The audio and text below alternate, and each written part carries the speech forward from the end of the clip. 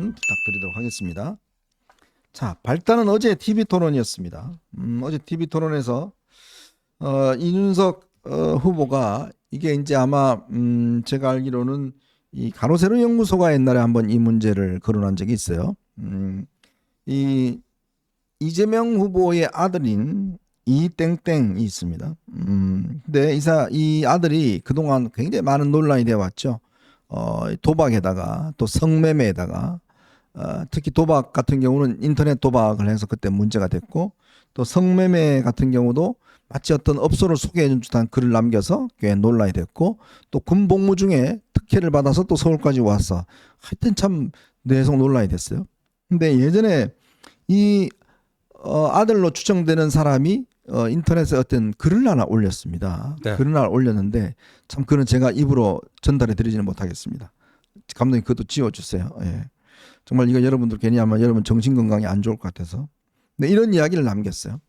그래서 아마 어제는 이준석이 이 이야기를 하면서 이재명 후보를 겨냥을 해서 당신 아들도 이렇다. 이런 것들을 좀 강조하기 위해서 저 이야기를 하면서 지금 이 민주노동당 후보한테 저걸 물었지 않습니까? 네.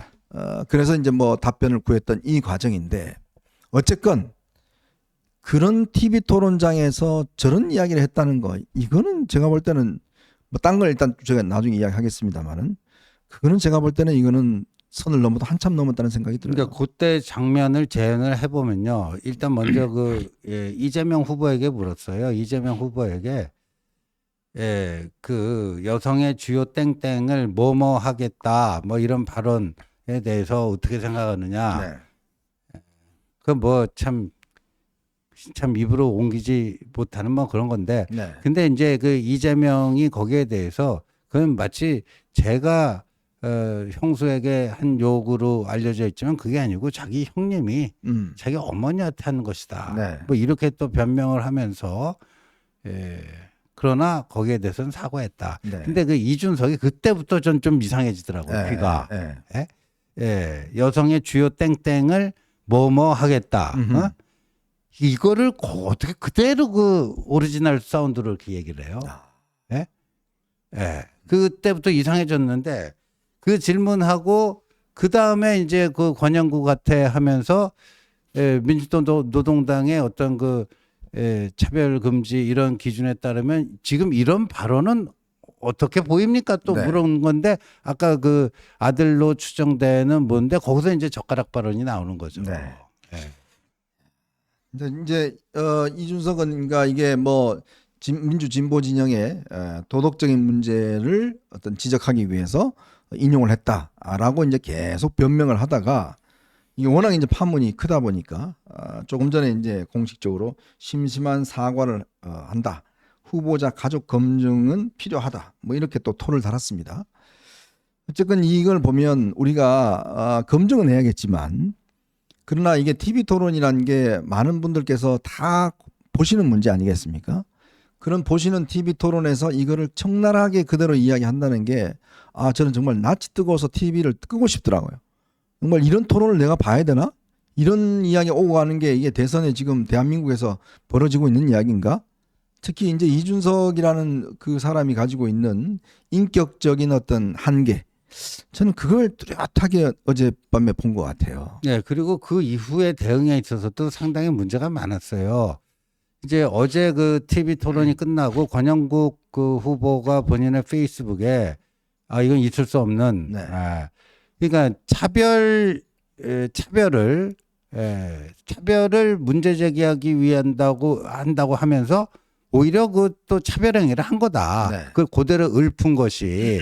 그러니까 욕을 그대로 따라서 인용하면 그것도 욕이 되는 거고, 성차별을 그대로 인용하면 그것 또한 성차별이 될 수 있는 건데, 참 일반인들이 참 듣기에도 민망한 그런 거를 공중파 생방송에 나와갖고 어떻게 저럴 수가 있느냐, 후보 사퇴하라. 그랬더니 이제 이준석이 뭐 나름대로 해명한다고 했는데, 본인 잘못한 거는 일도 인정을 안 했어요. 네. 일도 인정을 안 했고, 더군다나 오늘 아침에 또 그 SBS의 김태현의 정치쇼 거기 나갔습니다. 이준석 그 페북 있으면 올려놓고요. 거기 나가갖고 하는 얘기가 뭐냐면은 저희 이준석 페북에도 좀 나왔지만 2017년 대선에서도 돼지 발정제 표현이 있지 않았느냐. 네. 근데 그 당시 홍준표는 자신의 부적절함을 인정하고 공식 사과했다. 이재명 너도 그렇게 하면 되는 거지. 왜 나한테 말도 안 되는 억가를 하느냐. 지금 저거 아닙니까? 이제 페북에는 저렇게 써놓고 실제 또 SBS 김태현 정치쇼 나가갖고 뭐라고 했냐면 2017년 대선 당시 TV 토론에서 심상정 후보가 돼지 발정제 문제를 세게 꺼냈다. 세게 꺼냈다. 근데 심상정이 돼지 발정제 세게 꺼낸 거나 내가 뭐 여성의 뭐 젓가락 뭐 하겠다. 뭐가 다르냐. 예. 왜 나만 가지고 그러냐. 이런 식으로 그 아침 방송에도 그랬거든요. 네. 근데 이거 팩트 체크를 해보니까요. 참 어이가 없는 게 그날 그 돼지 발정제 문제가 홍준표 자서전에서 발견되었고 이게 특별히 되고 나서 첫 번째 이제 그 후보자 방송 토론이었는데 모두 발언에서 심상정 후보가 돼지 발정제라는 표현 자체를 안 씁니다. 그러나 여성에 대한 그 어떤 성차별적 뭐를 한 홍준표 후보 사퇴를 촉구한다. 네. 그리고 나는 오늘 홍준표 후보와는 질의응답에 응하지 않겠다. 말을 섞지 않겠다. 말을 섞지 않겠다. 그러니까 심상정 후보는 돼지 발정제라는 단어를 쓴 적이 없습니다. 네. 오히려 유승민 후보가 돼지 발정제를 또 돼지 흥분제, 강간 미수 사건 이런 표현을 유승민 후보가 썼더라고요. 그러니까 지금 이준석 후보는요. 심상정 후보한테도 사과를 해야 돼요.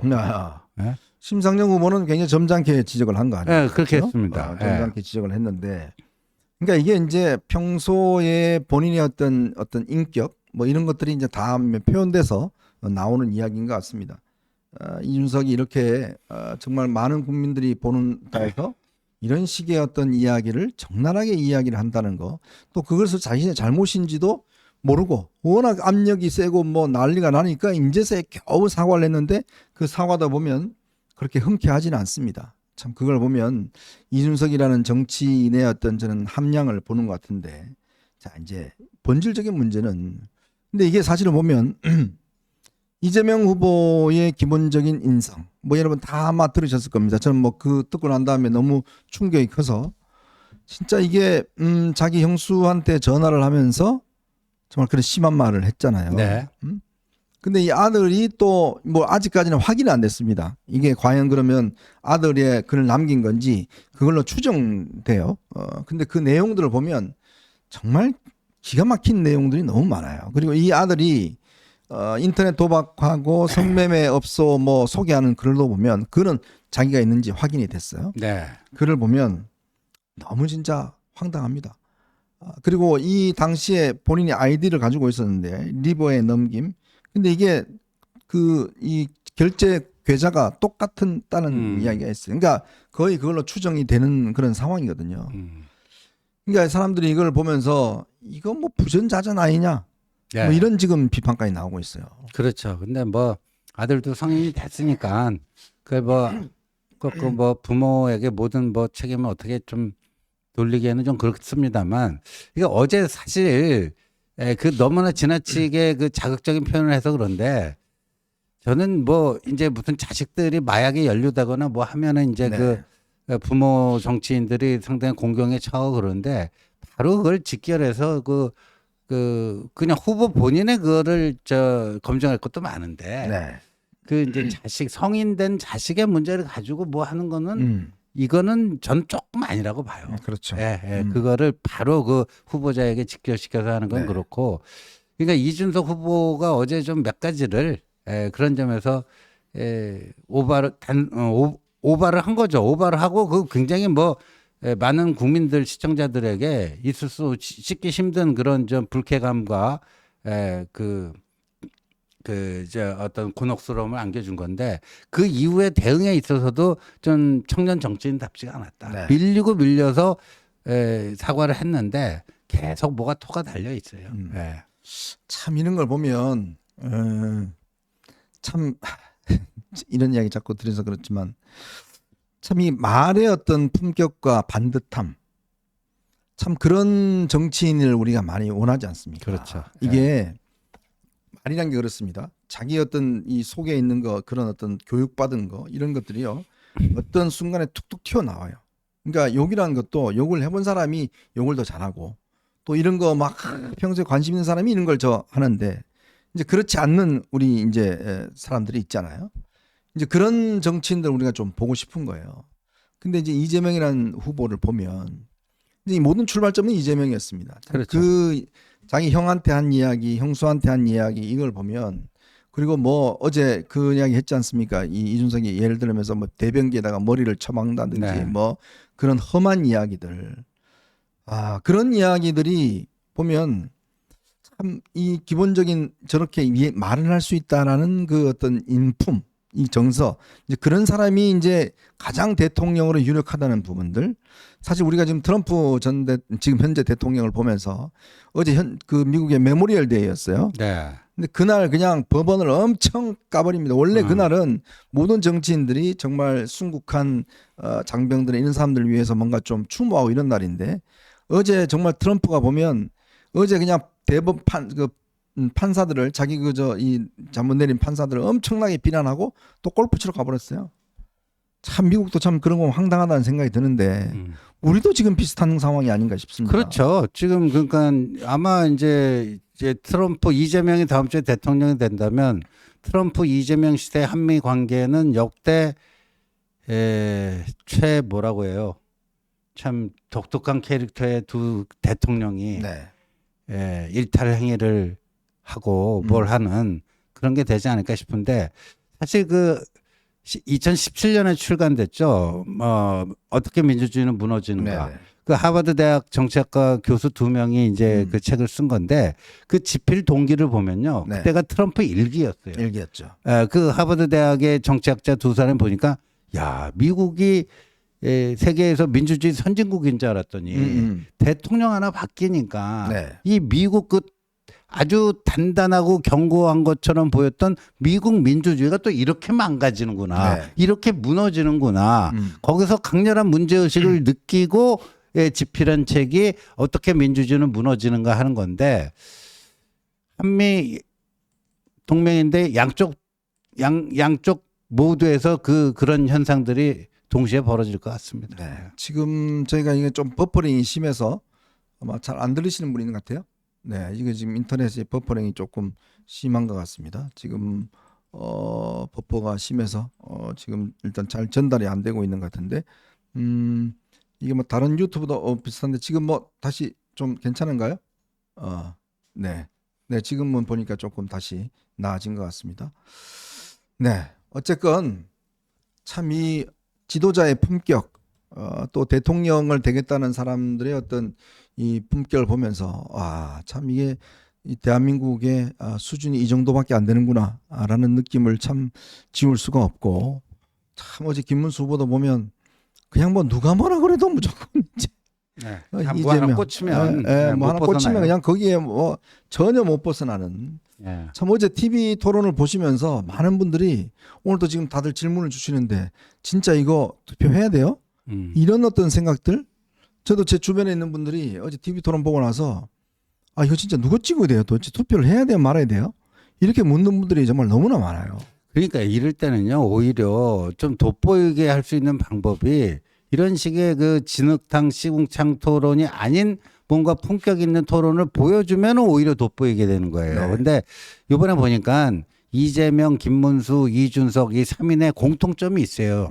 공통점이 뭐냐 하면은 인간이 완벽하지 못하다 보니까 자신에게 무결점이라는 게 있을 수 없잖아요. 그렇죠. 자신에게 여러 가지 문제점, 결점, 단점 있어요. 그런 거는 또 순순히 인정할 때 인정하고 그리고 그거를 자신이 어떻게 극복하고 또 치유하고 있는가 이런 노력을 하면서 그런 노력을 하는 과정에서도 타인의 또 문제점을 약간 품격 있게 가갖고 또 한 방 때리기도 하고 뭐 이게 저격하기도 하고 그래야 되는데 첫 번째 작업은 셋도 아무도 없어요.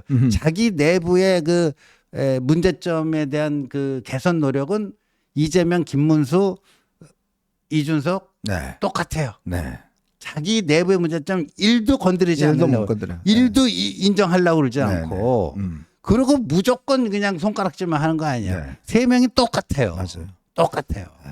참 어제 그래서 좀 다른 패턴으로 갔더라면 아마 점수를 굉장히 많이 얻을 것 그렇죠. 같은데. 오히려. 예.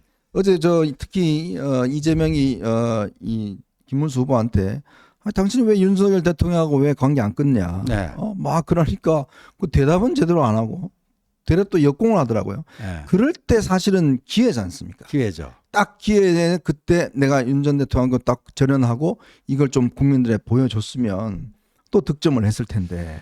그것도 너무 실망스러웠는데 이재명이 그렇게 공격적으로 이제 윤석열 전 대통령과 확실히 절연해야 되지 않겠느냐 했더니 김문수 후보의 답이 아니, 탈당까지 하셨는데 절연할 게 뭐 있냐 탈당까지 했는데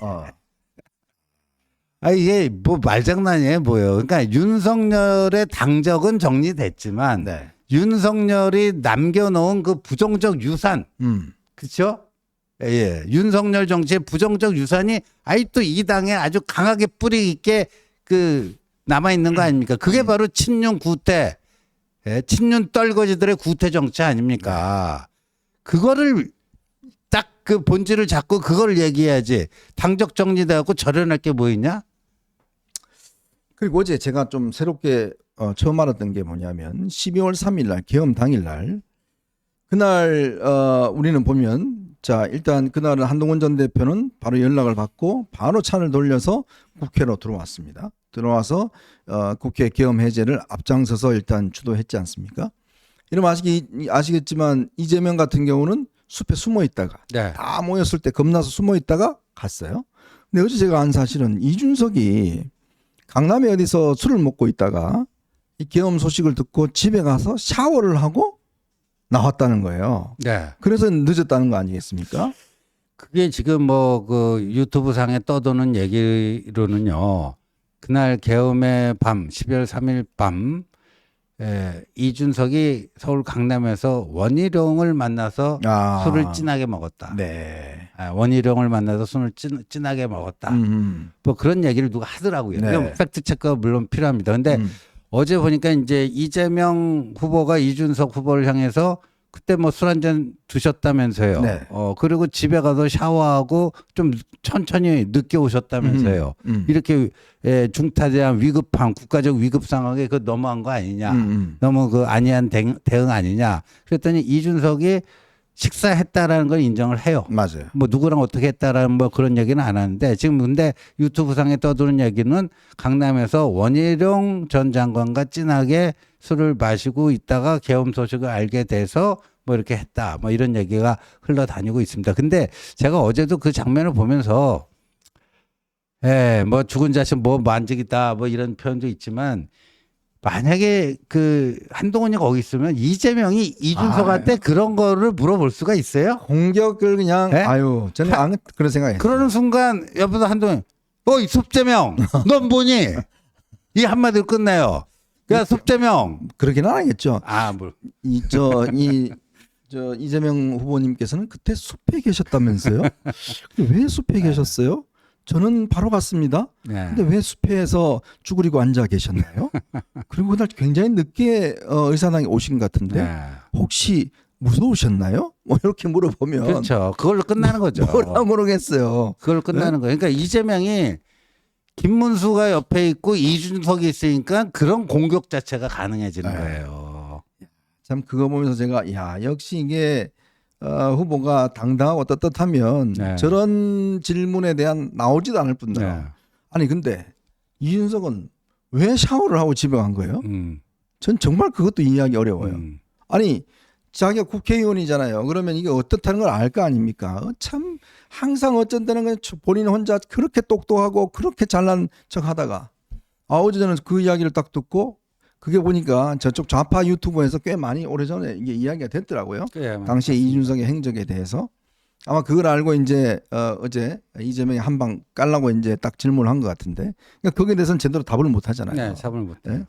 그러니까 이게 다 참 떳떳하지 못한 겁니다. 참 국민적 어떤 위기 상황에 딱 직면했을 때 그 리더가 무슨 행동을 했는지 어떤 행동을 했는지 그게 확연하게 구분되지 않습니까?